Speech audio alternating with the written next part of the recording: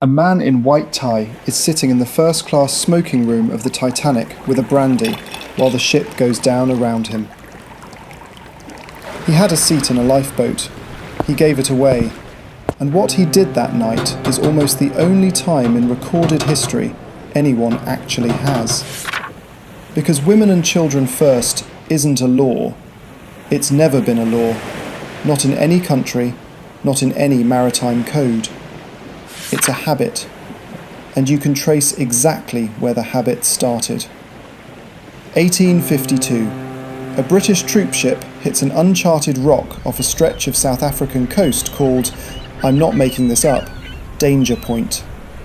Most of the lifeboats are rusted solid to the davits. 3 come free. There are 600 people on board. Into those 3 boats go 7 women and 13 children. The soldiers' wives and kids. The captain starts shouting for everyone to jump and swim for it, and a colonel overrules him.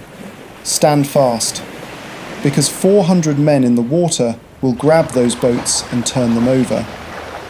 So the soldiers stand there, in ranks, on a deck that's tipping, watching the boats row away. Every woman and child lived. Most of the men didn't. Some drowned.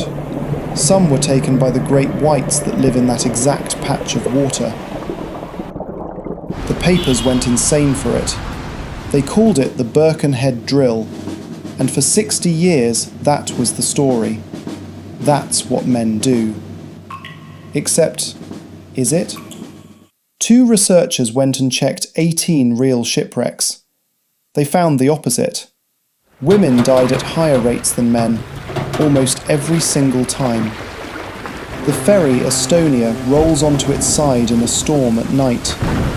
Getting out means climbing up through a ship lying sideways in the dark. 111 men make it. 26 women. And nobody's being cruel. That's the thing. When a ship goes over, what decides who lives isn't manners, it's who can climb.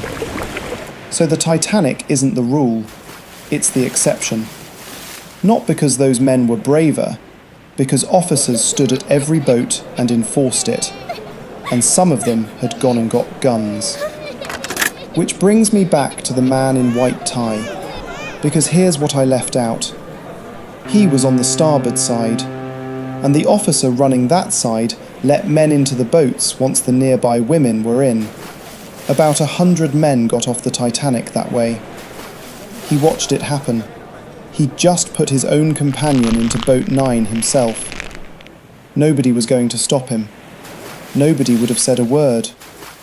He went below, took off his life vest and changed. And on the way back up, he stopped a steward with a message for his wife. Tell her he played the game straight to the end, and that no woman was left aboard this ship because Ben Guggenheim was a coward. He wasn't obeying a rule. There wasn't one. He just decided who he was, with half an hour left.